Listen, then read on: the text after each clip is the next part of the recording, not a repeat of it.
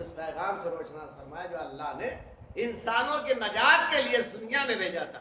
کس وقت کہ جب دنیا میں چاروں طرف اندھیرا ہی اندھیرا تھا, تاریکیوں کا راج تھا, برائیاں سب اٹھائے ہوئے تھی, نیکیوں کا کوئی پوچھنے والا نہ تھا, خود پرستی کا چلن تھا, جہالت کے رسموں نے انسان کو غلام بنا کے رکھ لیا تھا.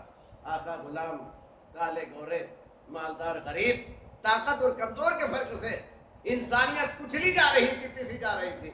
ایسے عالم کو دیکھ کر نور اول نے کہا پروردگار کب تک یہ بت پرستی ہوتی رہے گی, کب تک یہ انبیاء کی ریاضت سکتے کے عالم میں پڑی رہے گی؟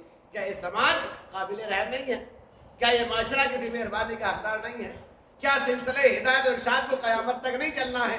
یعنی اللہ کے اس پسندیدہ دین کے رہبر نے آتے ہی اپنے ذمہ داری کو محسوس کیا, اور ایسے مقام پر اٹھنے والے رہبر نے 40 سال تک انہیں لوگوں کے درمیان میں رہ کر اپنے اخلاق کی شمعیں جلائی, اپنی سیرت دنیا کو بتائی.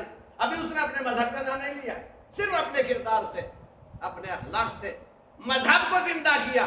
جس طرح بارش کے چھینٹے مردہ زمین کو زندہ کر دیتے ہیں, دھوپ اور گرمی سے تپی ہوئی زمین جس سے آگ کے شعلے بلند ہو رہے ہوں, اس کے اوپر اگر دانا ڈالا جائے تو کیا ہوگا؟ جل جائے گا, بھن جائے گا. بس اسی طریقے سے انسانیت کی زمین جہالت اور ناسمجھی کی دھوم میں اس طرح سے تپ رہی تھی کہ اگر اس کے اوپر دانا ڈالا جاتا تو جل جاتا.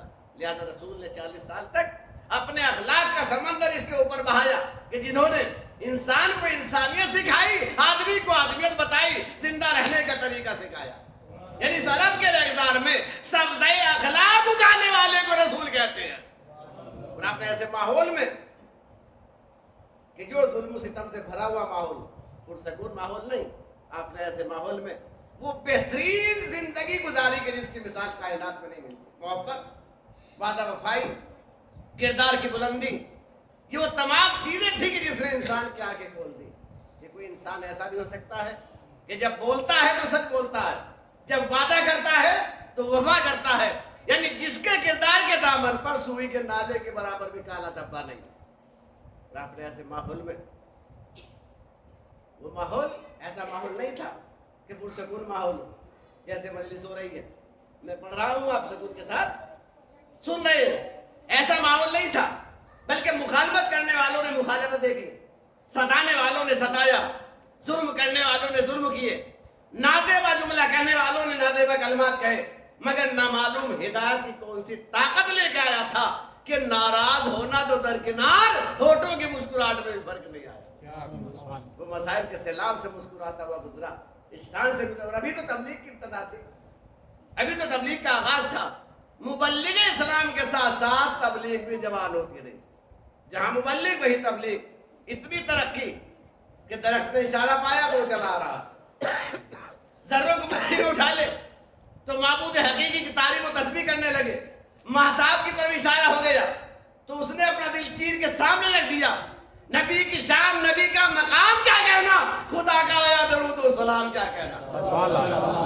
لیکن بے بصیرت آدمی کہتے جناب وہ تو ہم بھی جیسے بشر تھے, جیسے ہم کھاتے ہیں ویسے وہ کھاتے تھے, جیسے ہم پیتے ہیں ویسے وہ پیتے تھے, جیسے ہم چلتے ہیں ویسے وہ چلتے تھے, ہم جیسے بشر تھے. اگر آپ ان سے پوچھیں یہ بتائیے روح قرآن ہمارے رسول تمام انبیاء سے بہتر تھے, افضل تھے یا کمتر, تو ہر مسلمان سینہ تان کر ایک ہی جواب دے گا کہ ہمارے رسول تمام انبیاء سے افضل تھے, تمام انبیاء سے اولا تھے. اچھا, تمام انبیاء سے افضل تھے, کہا بے شک. تو بھائی جناب سلیمان سے, کہا نہیں جناب سلیمان سے بھی افضل تھے. تو بھائی جناب سلیمان تو میں جسم کے فضا میں پرواز کرتے تھے, اور ہمارے رسول میں جسم کے معراج میں نہیں جا سکتے تھے. کہتے کہ صاحب معراج تو روحانی ہوئی. دراصل بات کیا ہے, اس پر تو ایمان کہ جناب یوسف نے ایک قیدی سے کہا, صلوات پہ محمد علیہ محمد,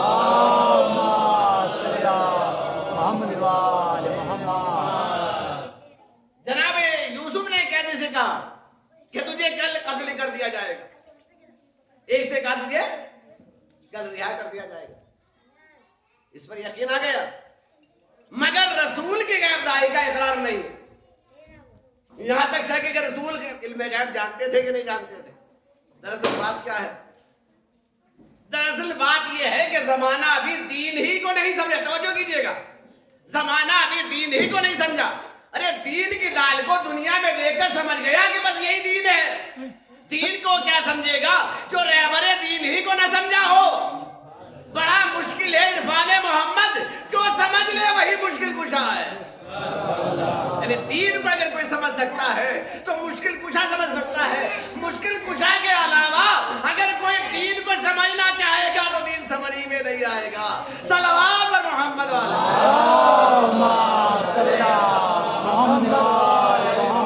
بڑا مشکل ہے عرفان محمد. سمجھ لے جو وہی مشکل کشا ہے. خدا کے رسول نے دین کو سمجھانے کے لیے کیا کیا ثبوت پیش نہیں کیے. سورج کو پلٹا کر، درخت کو اشارے سے بلا کر، سنگریزوں سے گواہی دلوا کے بتایا کہ دین اور دین کا لانے والا بڑا سچا ہے. جواب ملا بڑا جادوگر ہے، عظیم شاعر ہے. قدرت نے منکروں کے انداز دیکھے، دین کے بگڑے ہوئے اعتبار دیکھے، سحر و جنون کے بہتان دیکھے، ہذیان کی تصویر سامنے آ گئی. بس قدرت نے رسول کی اطاعت و صداقت پر بھرپور توڑ لگا دیا. بار بار کہا ما آتاکم الرسول فخذوہ وما نہاکم عنہ فانتہوا، کہ جو رسول دے اسے لے لو، جو رسول دے اسے لے لو. جس سے انکار کرے اس سے رک جاؤ. اس لیے کہ رسول کی اطاعت میری اطاعت ہے، رسول کے ہاتھ پہ بیعت میرے ہاتھ پہ بیعت ہے.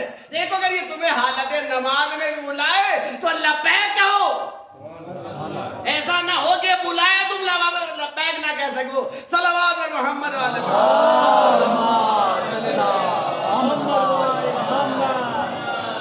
تو قرآن کہہ رہا ہے کہ رسول کی اطاعت کرو. کبھی آپ نے غور کیا کہ قرآن نے جو اطاعت رسول پر اتنا زور دیا ہے اس کی وجہ کیا ہے؟ اس کا سبب کیا ہے؟ کبھی غور کیا کہ اللہ جو اتنا زور دے رہا ہے، بار بار کہا کہ رسول اطیعوا الرسول، آخر رسول میں کیا خوبی تھی، کیا کمال تھا، کیا وصف تھی کہ اللہ کو اطاعت رسول پر زور دینا پڑا؟ اس لیے کہ آپ تاریخ انبیاء پر جب نظر ڈالیں گے تو تاریخ انبیاء میں سب سے کم عمر کس نبی نے پائی ہے؟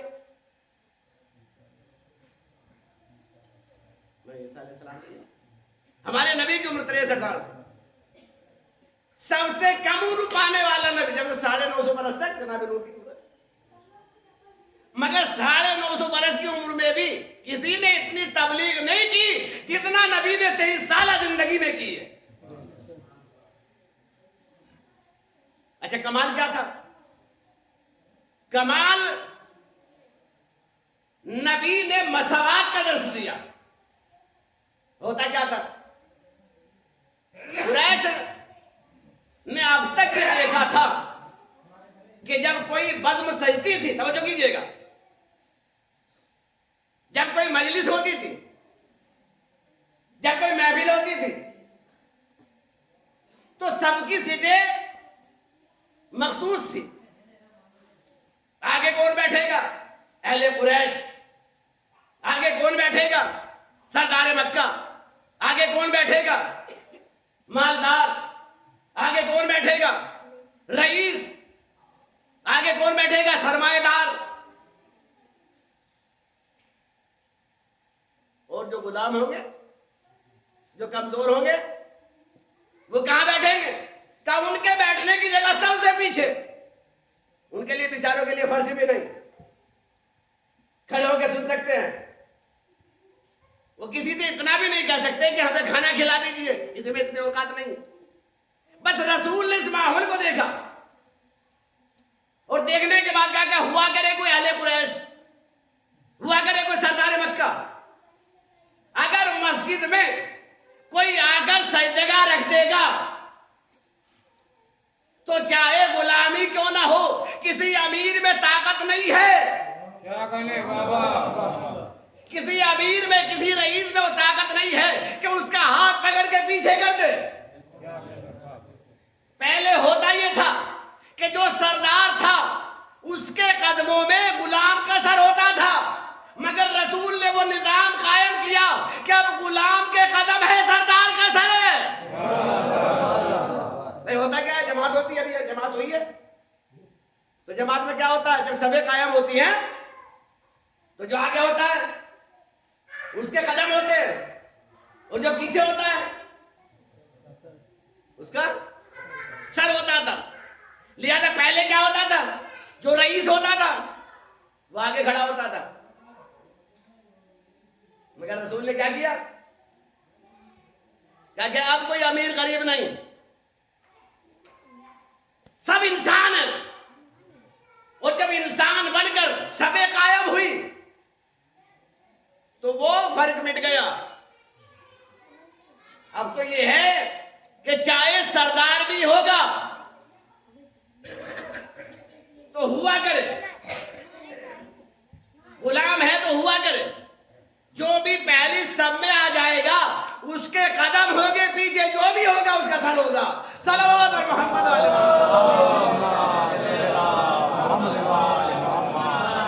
اور جب اس نظام کو غلاموں نے دیکھا، کمزور طبقے نے دیکھا کہ اس سے بہتر کون سا دین ہو سکتا ہے، اس سے افضل کون سا دین ہو سکتا ہے کہ جہاں انسانیت کو کچلا جا رہا ہو اس کو رسول نے ختم کر دیا. جہاں آگا غلام کالے گورے کا فرق سمجھا جا رہا، رسول نے کہا کوئی فرق نہیں، سب انسان ہیں. اور یہی سمجھانے کے لیے کربلا آباد ہوئی ہے. امام حسین، امام علی مقام جب کربلا سے چلے، کربلا میں آئے تو کیا اعلان کرتے ہوئے آئے کہ میں سیرت محمد کو سمجھانے کے لیے نکلا ہوں. میرا مقصد، میرا ہدف سیرت رسول ہے. اور یہی وجہ ہے امام حسین علیہ السلام نے کربلا میں آگے بتا دیا کہ جس آغوش میں علی اکبر کا سر تھا اسی آغوش میں جون کا بھی سر تھا. اس صلوات میں محمد والے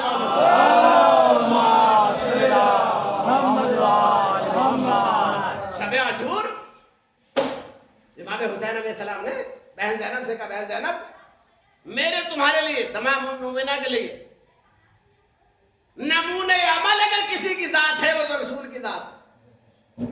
بار بار امام حسین نے بتایا کہ اگر کوئی کائنات میں محمد کا بیٹا ہے تو میں ہوں. میرے جد کا نام محمد ہے. میں سیرت رسول سمجھانے کے لیے نکلا ہوں. اس کا مطلب یہ کہ لوگ سیرت رسول کو بھول چکے ہیں. بھائی امام کا یہ کہنا کہ میں سیرت رسول بتانے کے لیے نکلا ہوں تو سیرت رسول لوگوں کو یاد نہیں ہے، ورنہ امام کیوں کہتے؟ لہذا اگر کوئی کربلا کے 1400 سال کے بعد بھی بیان کربلا ہونے کے بعد کربلا کی مخالفت کرے، کفر کے فتوے دے، تو اس کا مطلب یہ جو سب کچھ ہو سکتا ہے اہل سنت نہیں ہو سکتا. یعنی رسول کی سیرت پر عمل کرنے والا نہیں ہو سکتا. یعنی اس کا مطلب یہ کہ حسین کیا بنانا چاہتے ہیں؟ حسین سب کو اہل سنت بنانا چاہتے ہیں. اب آپ اس جملے پر خاموش ہو گئے. جملہ بڑا قیمتی تھا مگر آپ نے اس کو آسانی سے لے لیا. میں دیکھیں مجھے بھی مجلس پڑھنا ہے، مجلس پڑھنے کے بعد یہاں سے مظفر نگر بھی واپس جانا ہے، پھر محمد میاں صاحب کو بھی مجھے جواب دینا ہے. وہ کہیں گے بھائی ہم نے آپ کو ممبر شیعوں کا دیا تھا، مجمع شیعوں کا دیا تھا، آپ نے سب کو اہل سنت بنا دیا. تو بھیا میں سمجھائے بغیر نہیں جب آگے بڑھوں گا، میں اس کو مجھے سمجھانا پڑے گا. اگر کوئی واقعے کربلا کے بعد کربلا کے واقعے کی مخالفت کرے تو سب کچھ ہو سکتا ہے مگر اہل سنت نہیں ہو سکتا. دراصل بات کیا؟ دراصل بات یہ ہے کہ ہم نے نہ شیعہ ہو کر شیعہ کو سمجھا ہے اور نہ اہل سنت نے اہل سنت ہو کر اہل سنت کو سمجھا ہے. کیا کہہ رہا ہوں؟ دیکھیے کالے کرتے پہننے، معاف کیجیے گا، کالے کرتے پہننے سے یا بریانی کھانے سے یا ماتم کرنے سے شیعہ نہیں ہوتا. شیعہ ہوتا ہے کردار سے، کردار بناتا ہے شیعہ. ہم نے کیا پہچان کی کہ صاحب جو ماتم کرے، جو کالا کرتا پہنے، وہ کون؟ شیعہ۔ وہ جو رسول رسول کرے، جو آنکھوں میں سرما لگائے، جو اونچا پجامہ پہنے، وہ کون؟ ہم نے پہچان بنائی، جبکہ پہچان ہے ہی نہیں۔ جو پہچان ہونی چاہیے تھی اس پہچان کو ہم نے سمجھا نہیں، حالانکہ غیر سمجھ گئے۔ ایک عیسائی ڈاکٹر گزرا ہے جس کا نام جارج جورتاک اسے کہتے ہیں، اس نے مولائے کائنات کے اوپر ریسرچ کی۔ دراصل اس کو شاعری کا ذوق پیدا ہوا، اس نے پہلے دیوان متنبی سے اشعار پڑھنا شروع کیا۔ اس کے بھائی نے اسے مشورہ دیا کہ دیوان متنبی ایک بہت بڑا شاعر گزرا ہے، متنبی اس کا دیوان، کہتے اس سے پڑھنے سے کچھ نہیں ہوگا، پڑھنا ہے تو نہج البلاغہ پڑھ۔ نہج البلاغہ نام تو سنا ہوگا، نہج البلاغہ کو پڑھنا شروع کیا۔ اب اس نے جب پڑھنا شروع کیا تو لکھا کہ اس کی کچھ صحیح طور سے سمجھ میں نہیں آیا، اس نے پھر بند کر دیا، پھر وہی دیوان متنبی پڑھنا شروع کیا۔ آخر کار ایک بہت بڑے پروگرام میں سے شرکت کرنے کا موقع ملا، اور وہاں پر جب سے شرکت کرنے کا موقع ملا تو وہاں پر ایک محقق آیا ہوا تھا، محقق کا تحقیق کرنے والے، اس نے مولائے کائنات کے حالات پر تحقیق کی، اور اس نے جب اپنی تحقیق کو وہاں پر بیان کیا اور نہج البلاغہ کا تذکرہ کیا، تو چونکہ نہج البلاغہ کے بارے میں پہلے سن چکا تھا، لہذا سننے کے بعد اس نے پھر فیصلہ کیا کہ اب دیوان متنبی نہیں، اب مجھے نہج البلاغہ پڑھ کے۔ بہرحال اس نے پڑھا، پڑھنے کے بعد مفصل واقعہ میں تمام چیزیں چھوڑ رہا ہوں، پڑھنے کے بعد اس نے ایک کتاب لکھی مولائے کائنات پر،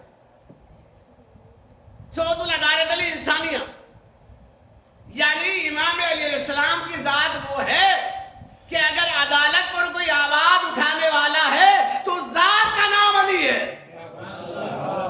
اس ذات کو علی کہتے ہیں۔ کتاب لکھی، اور کتاب لکھنے کے بعد اس کو چھپایا گیا، چھپانے کے بعد ملتا ہے کہ اس کو علامہ امینی جو 18 جلدوں پر غدیر کے حوالے سے انہوں نے کتاب لکھی ہے، انہوں نے اسے ملاقات کی اور اپنی 18 جلدیں کے حوالے کہا دیکھو تم مسلمان نہیں ہو، ہمارے اور شیعوں سنیوں کے درمیان، اہل سنت کے درمیان آج تک یہی بحث چل رہی ہے کہ حق پر کون ہے، آیا شیعہ حق پر ہے یا اہل سنت حق پر ہے؟ تم چونکہ وکیل بھی ہو اور تم نے تحقیق کرنے کے بعد یہ کتاب بھی لکھی ہے، لہذا تم نے فیصلہ کرنے کا عنصر پایا جاتا ہے، لہذا فیصلہ کر کے بتاؤ کہ آیا حق پہ کون ہے۔ تو لکھا ہے کہ انہوں نے اس کتاب کا مطالعہ کیا، 18 کی 18 جلدوں کو بغور پڑھا، اور پڑھا کیا، پڑھنے کے بعد یہ پھر عیسائی نہیں رہا بلکہ شیعہ ہو گیا، اور اس کے بعد شیعہ ہونے کے بعد یہ قم میں پہنچا ایران، اور جانے کے بعد مراجع کرام سے ملا، مراجع کرام نے ایک بزم سجائی، بزم سجانے کے بعد مراجع اکٹھا ہوئے اور اس سے سوال کیا گیا، یہ بتاؤ کہ آیا تم شیعہ کس بنیاد پر بنے ہو؟ ظاہر سی بات ہے کہ غیر قوم کا آدمی آیا تو اس سوال تو ذمہ داروں کا بنتا ہے۔ کہا کہ آپ کس وجہ سے شیعہ بنے ہو؟ انہوں نے کہا میں اس وجہ سے، اس وجہ سے، یہ دلیل ہے، یہ دلیل ہے، یہ دلیل ہے۔ کہا کہ ٹھیک ہے۔ جب وہ سوال کر چکے، توجہ کیجئے گا، تو ایک مرتبہ کہا کہ اجازت ہے کہ میں بھی ایک سوال کر لوں؟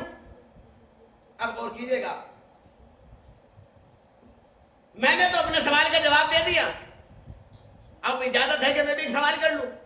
کہا کہاں کیجئے، کہیں کہ بتائیے کہ جو تمام مسلمان خانہ کعبہ کی طرف رخ کر کے نماز پڑھتے ہیں یہ کیوں پڑھتے ہیں؟ ماشاءاللہ سارے نمازی میرے سامنے بیٹھے ہیں، اگر آج سے پوچھا جائے کہ آپ کو نماز پڑھتے ہو کیا جواب دو گے؟ اگر کوئی پوچھنے لگے غیر قوم کا کچھ چیزیں مجالس کے بعد تھوڑا سا غور کیا کریں، اس لیے کہ مجلسیں صرف ذائقے کے لیے نہیں ہے، مجلسیں صرف سمجھنے کے لیے ہے۔ کہا کہ یہ بتائیے کہ جو مسلمان کعبے کی طرف رک کر کے نماز پڑھتے ہیں کیوں پڑھتے ہیں؟ کسی نے کہا کہ کعبے کی طرف رک کر کے نماز اس لیے پڑھتے ہیں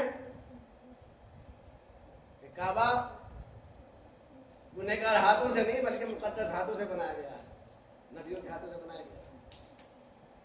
کسی نے کہا کہ اس وجہ سے پڑھتے ہیں تاکہ اتحاد قائم رہے، کسی نے کوئی دلیل دی، کسی نے کوئی دلیل دی۔ تو ایک مرتبہ انہوں نے جواب کو سنا اور جواب کو سننے کے بعد کہا کہ ٹھیک ہے آپ لوگوں کے جوابات صحیح ہیں، مگر جیسا جواب میں چاہتا تھا ایسا جواب نہیں ملا۔ اللہ اکبر، جیسا جواب میں چاہتا تھا ایسا جواب نہیں ملا۔ کہا کہ آپ کیسا جواب چاہتے تھے؟ کہا کہ کعبے کی طرف رک کر کے تمام مسلمان اس لیے نماز پڑھتے ہیں کہ اس میں علی پیدا ہوئے ہیں، یعنی اللہ یہ چاہتا ہے، اللہ یہ بتانا چاہتا ہے کہ مسلمانوں کی کوئی نماز بغیر علی کے نہ ہو۔ جس نماز میں علی نہیں ہوتا وہ نماز نہیں ہوتی، عادت ہوتی ہے۔ صلوات پر محمد،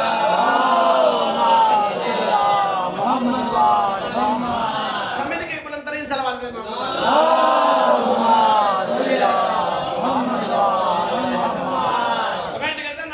شیعہ کو سمجھا ہے، بولنا اہل سنت ہے، جو علی علی کرے وہ شیعہ، جو رسول رسول کرے وہ اہل سنت ہے، جبکہ ایسا نہیں ہے۔ اور اگر اس زاویے کو بھی دیکھ لیا جائے، بھائی ہمارے سماج میں تو ہوتا ہے، ہمیں چاہیے کہ ہم سیرت رسول زیادہ سے زیادہ سنیں، یہ ہمارے سماج کی ضرورت ہے، یہ ہمارے سماج کی حاجت ہے۔ بھلے داد نہ ملے، بھلے نعرہ نہ لگے، اس لیے کہ اگر رسول کو چھوڑ دیا تو اہل بیت تمہارا ساتھ دینے والے نہیں ہیں۔ لہذا میں رسول کو سمجھنا کہ سیرت رسول کیا ہے، اور سیرت رسول کو اگر اس زاویے سے بھی دیکھا جائے کہ رسول کی سنت پہ عمل کرنے والا کون ہے، شیعہ کون ہے، سنی کون ہے، تو یاد رکھیے رسول کی سنت پر عمل کرنے والا علی ہے، لہذا علی سے بڑا کوئی اہل سنت نہیں ہو سکتا اور رسول سے بڑا کوئی شیعہ نہیں ہو سکتا۔ ایک صلوات پڑھے محمد محمد۔ اس لیے کہ جتنا علی نے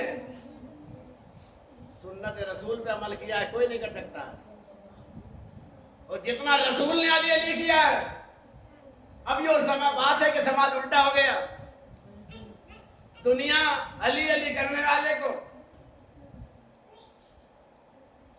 کہتے شیعہ، جبکہ علی علی کس نے کیا؟ علی نے نہیں کیا۔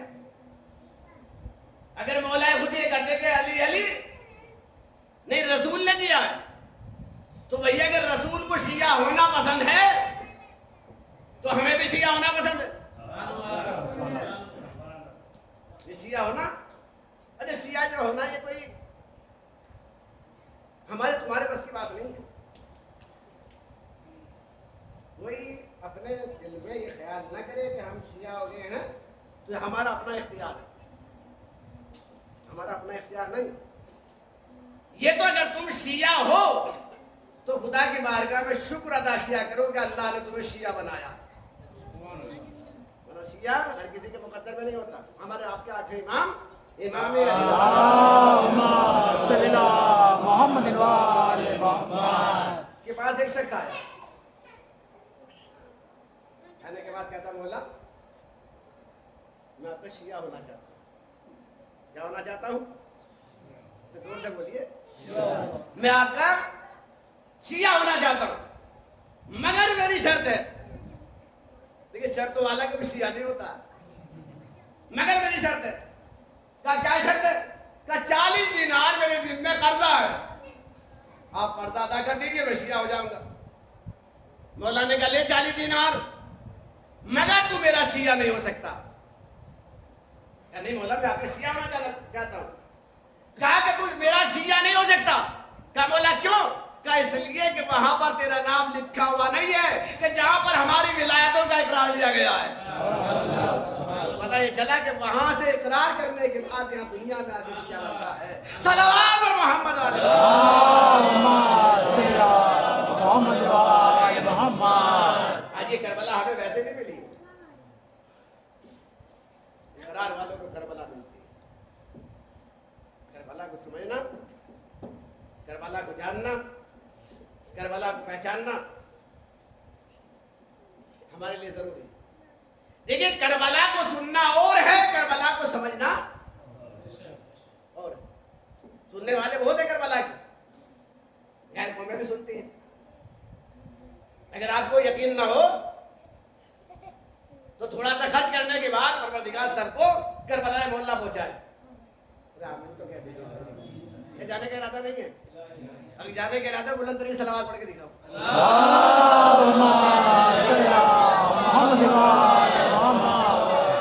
مجھے لگتا ہے کہ جانے کا بھی ارادہ نہیں ہے, لگا پاسپورٹ نہیں بنایا, اس لیے کہ ایسی بلند ترین صلوات ہوتی ہے.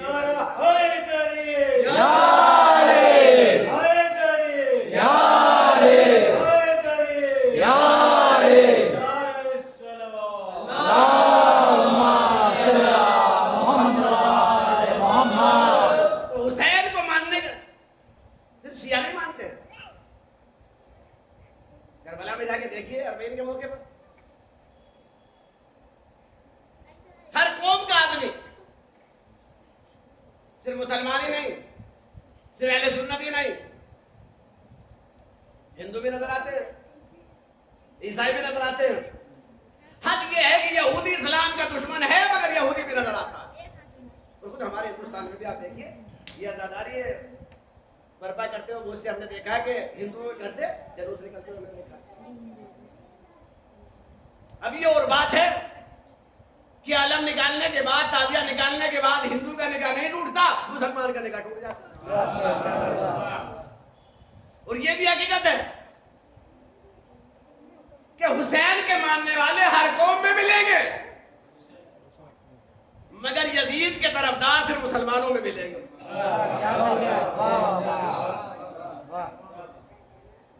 حسین کے ماننے والے ہر قوم میں. اور آج کل تو رضی اللہ تک کہہ رہے ہیں, اللہ راضی ہو جائے. ابھی کچھ دن کے بعد ایک نے خواب میں بھی دیکھ لیا تھا, حالانکہ ایک آنکھ نہیں تھی مگر خواب میں دیکھ لیا تھا. کیا دیکھا تھا خواب میں؟ کہ یزید خواب میں آئے, اور خواب میں آنے کے بعد کہا کہ اللہ نے مجھے معاف کر دیا. اللہ نے معاف کر دیا. پہلی بات تو اللہ کو معاف کرنے کا حق کیا ہے؟ بس جس کا روایت میں آپ نے سنا ہوگا کہ اگر میری آپ سے کوئی انبن ہو جائے تو اللہ بھی اس وقت معاف نہیں کرے گا جب تک کہ آپ. تو پھر یہ کہتے کہ امام حسین نے معاف کر دیا ہے, مگر چونکہ جھوٹ جتنا بھی بولا جائے تو کہیں نہ کہیں پکڑا جاتا ہے. بچانے کی فکر کر رہے تھے. ہمارا یہی تو فرق ہے حسین میں اور یزید میں. حسین نے اپنے ماننے والوں کو رسوا نہیں ہونے دیا, وہ یزید نے کبھی عزتدار نہیں ہونے دیا. آج کوئی مسلمان سیدھے پہ ہاتھ مار کے نہیں کہہ سکتا کہ میں یزیدی ہوں. طرفداری کرنے والے بہت مل جائیں گے مگر ہر قوم کا انسان سینے پہ ہاتھ مار کے کہتا ہے یا حسین. یہ حسین کا معجزہ نہیں تو کیا؟ یہ کربلا ویسے نہیں سجی. حسین نے ہر نمونہ کربلا کے میدان میں, تاکہ دنیا کو پتہ چل جائے, دنیا کو معلوم ہو جائے. کوئی مثال پوچھنا چاہے, کوئی پوچھنا چاہے کہ بھائی کو کیسا ہونا چاہیے, تو حسین نے کہا کہ عباس جیسا ہونا. کوئی کہے کہ بیٹا کیسا ہونا چاہیے, کہا کہ بیٹا اکبر جیسا ہونا چاہیے. کوئی کہے کہ بھانجے کیسے ہونے چاہیے, کہا جیسے انہیں محمد ہیں ایسے ہونا چاہیے. کہا بھتیجا کیسا ہونا چاہیے, کہا جیسے قاسم ہے بھتیجا ہونا چاہیے. کہا دوست کیسا ہونا چاہیے, کہا جیسے حبیب ہے ایسا دوست ہونا چاہیے. غلام کیسا ہونا چاہیے, کہا جیسے جان ویسے غلام ہونا چاہیے. حسین نے جو کربلا سجائی ہے یہ ویسے ہی نہیں سجائی. ہر نمونہ کربلا کے میدان میں تاکہ دنیا کو ہاتھ رکھنے کا موقع نہ ملے. اگر حسین کو دین بچانا تھا کربلا نہ جاتے تب بھی دین بچا سکتے مدینے میں شہادتیں کرتے, مگر نہیں, حسین نے کربلا میں آ کر بہت کچھ سکھایا. کربلا میں آ کر بہت کچھ سکھایا. شہادت تو مکے میں دے سکتے تھے, مدینے میں دے سکتے تھے, مگر امام حسین امام تھے. ہر موقع پر حجت قائم کرتے چلے گئے. اب دیکھیں مدینے سے چلے, ابھی راستے میں قیام کیے ہوئے تھے کہ بار بار کوفے والوں کے مسلسل خطوط آتے رہے کہ مولا آپ کوفے تشریف لے آئیے. حالانکہ کوفے والوں کو امام سے زیادہ کون جانتا تھا؟ کوفے والوں کو معلوم تھا, امام کو معلوم تھا کہ انہیں کوفے والوں نے میرے بابا کے سر پہ ضربت لگائی. امام کو معلوم تھا کہ انہیں کوفے والوں نے مدائن میں جب میرے بھائی نماز پڑھ رہے تھے تو ان کے نیچے سے مسلح کھینچ لیا اور ان کا سامان رتبہ بھی لکھ لیا. مگر امام حسین امام تھے, حجت تمام کرنا ضروری تھا. اگر وہ نہ جاتے تو الزام آ سکتا تھا کہ ہم نے تو بہت بلایا. اگر وہ آ جاتے تو ثانیہ پیش نہ آتا.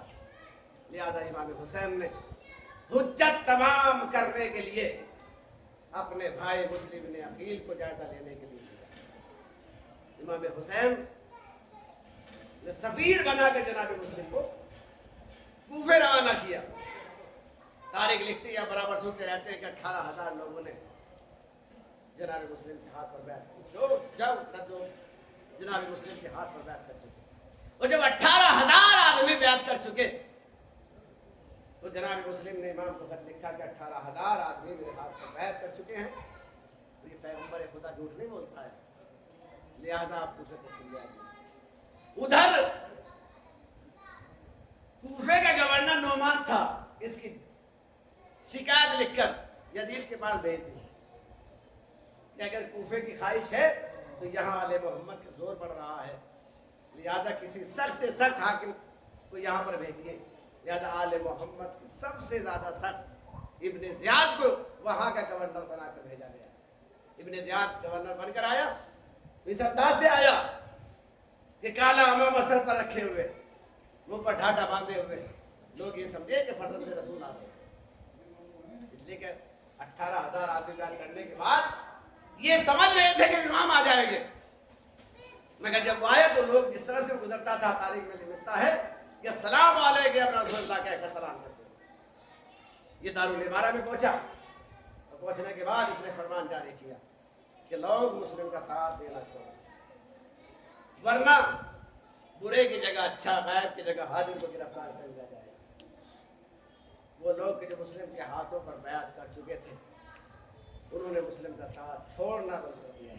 یہاں تک کہ وہ وقت بھی آیا کہ جب نماز مغرب کا وقت آیا تو چند افراد مسجد میں تھے, مگر جب مسجد سے مسلم باہر آئے تو کوفے کی گلیاں تھی اور مسلم. اللہ اکبر. اب مسلم جائے تو کہاں جائے. چلتے چلتے کیسے مکان کی طرف سے گزرے کہ جہاں پر ایک معظمہ اپنے بیٹے کی تلاش میں تھی. کیونکہ ماحول اس قدر بھیانک ہو گیا تھا کہ عورتیں اپنے بھائی کو, اپنے بیٹے کو ہاتھ پکڑ کر گھر میں بٹھا رہی تھی کہ کہیں ایسا نہ ہو کہ گرفتار ہو جائے. لہٰذا وہ اپنے بیٹے کا انتظار کر رہی تھی. جناب مسلم کا گزر ہوا, آپ بیٹھ گئے کہ مجھے پانی کی خواہش ہے. وہ پانی لے کر آئی, پانی پیا. وہ کوزہ رکھ کر جب واپس آئی تو دیکھا پانی پینے والا شخص پھر وہیں بیٹھا. کہا تم نے پانی نہیں پیا؟ کہا پانی تو پی لیا ہے. کہا تو پھر اپنی راہ دو. آپ دیکھتے نہیں کہ زمانہ خراب ہے, زمانہ پورا شوب ہے. غرض کے جب کافی دیر گزر گئی تو ایک مرتبہ جناب مسلم نے کہا جس کا کوئی گھر نہ ہو کہاں جائے. ارے میں ہی تو مسلم نہیں اخیر مومنہ تھی. ایک مرتبہ تڑپ یہ رہا نہ گیا, آقا مجھے معاف کر دیجیے, میں پہچانتی نہیں تھی. آپ ہی مسلم نے اکیلے مرد کے گھر میں مہمان بنایا, کھانا تیار کیا. جناب مسلم نے کھانا نہیں کھایا, تمام رات عبادت الہی میں گزاری. اور جب صبح نمودار ہوئی تو جناب जनाब मुस्लिम के कानों में घोड़ों के टापों की आवाज़ें आई। जनाब मुस्लिम समझ गए कि मुझ पर तोड़ होने वाली है, लिहाजा जनाब मुस्लिम ने अपने को हथियार से सजाया, उन्हें तालिबों को बाहर निकालते हुए उनसे बसरे पैकार हुए और इस तरह से जंग की कि रिसालेदार ने मजबूर होकर और फौज तलब की निजात से। तो एक मर्तबा उसने गुस्से में आकर कहा कि एक इंसान तुम पर भारी है, तो उसने गुस्से में आकर कहा कि तुम जानते नहीं ये किसी बनिया बकाल से मुकाबला नहीं है, बल्कि ये अली का शेर है, ये इस तरह से काबू में आने वाला नहीं है। गर्द कि वो वक्त भी आया कि जब जनाब मुस्लिम को गिरफ्तार कर लिया गया, दरबार में लाया गया और जनाब मुस्लिम से कहा कि तुमने अमीर को सलाम नहीं किया। तो जनाब मुस्लिम की बहादुराना ताकत देखे कि मर्तबा कहते मेरा अमीर सिवाय हुसैन के कोई नहीं। फिर आखिर वो वक्त भी आया कि जब जनाब मुस्लिम को शहीद कर दिया गया और जनाब मुस्लिम के पैरों में रस्सी बांधकर गली गली कशा कशा फिराया गया। अज़ादारों, उधर हुसैन इब्ने अली कूफे की राह में कयाम किए हुए हैं। एक मर्तबा देखा कूफे की तरफ से दो आदमी आ रहे हैं, जनाब अब्बास को बुलाया, अब्बास देखो कूफे की तरफ से आ रहे हैं, इनसे पूछो क्या हमारे भाई मुस्लिम ने अकील का कुछ पता है। अज़ादार एक मर्तबा जनाब अब्बास उनके पास गए और जाने के बाद उनसे कहा, तो एक मर्तबा उन आने वालों ने कहा कि हम इस तरह नहीं बयान कर सकते, आइए इमाम की खिदमत में चलते हैं। अज़ादार आने के बाद एक मर्तबा दोनों ने अपने सरों से अमामे उतारे और अमामे उतारने के बाद कहा, आका जब हम वहां से चले थे तो दिल हिलाने वाला मंजर नजरों के सामने था। अरे मुस्लिम के पैरों में रस्सी बांधकर गलियों में कशा कशा ले जाया जा रहा था। अज़ादारों ये सुनना था कि एक मर्तबा इमाम में ताबे जब्त ना रही। उसके बाद इसके इमाम क्रिया करने के बाद खेमे में आए, खेमे में आने के बाद दूसरे मुस्लिम को बुलाया और दूसरे मुस्लिम को बुलाने के बाद इमाम ने प्यार करना शुरू किया। उसके बाद बच्ची ने इसी घराने में तरबियत पाई थी, एक मर्तबा समझ गई और समझने के बाद कहा, चचा आप तो मेरे सर पर इस तरह से हाथ फेर रहे हैं जिस तरह यतीमों के सर पे हाथ फेरा जाता है। एक मर्तबा इमाम ने तड़प के कहा, हे दुख्तरे मुस्लिम, अब तुम्हारा बाप दुनिया में नहीं रहा, तुझको अपना बाप समझना। मैं कहूंगा है दुख्तरे मुस्लिम, तुम बड़ी खुशनसीब हो, बाप ने दुनिया से शहादत पाई। अरे शफकत करने वाला चचा मिल गया, मगर हाय करबला में सकीना, बाप का लाशा, बच्ची बाप पर रोना चाहती है।